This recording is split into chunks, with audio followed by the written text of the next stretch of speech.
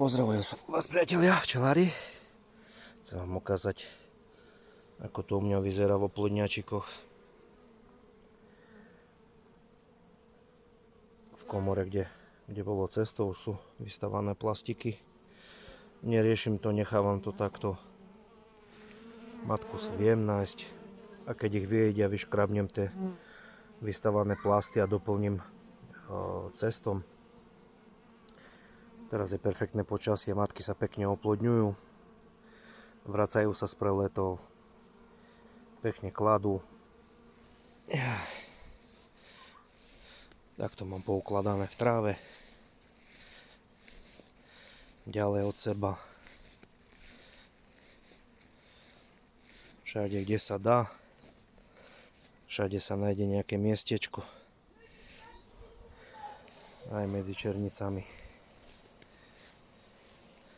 Aj takto pozašívané. A im fajn. V takomto prostredí sa mi nestáva, aby sa matka nevrátila z preletu. Veľmi dobre sa vracajú. Vedia si nájsť to svoje miesto.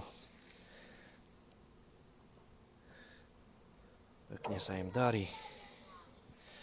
V pozadí dole sú úle.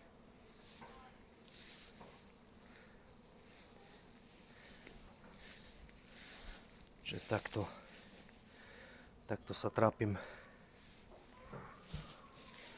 Cesto si vyrábam sám pre nich. Je tam nejaké cesto, citronová šťava, voda, praškový cukor.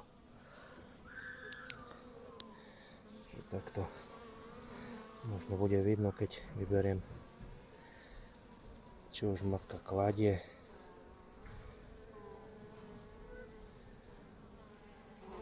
Možno to tam aj je vidno.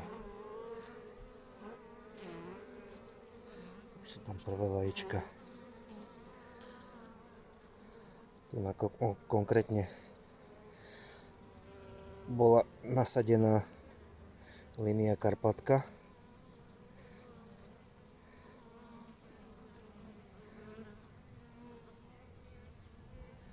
Línie F0 beriem od pána Kasteloviča zo Stroží. Beriem odtiaľ ešte aj líniu dobrú. S tou mám tiež dobré skúsenosti. Takže toľko. Pozdravujem vás, prajem pekný deň. Držte sa.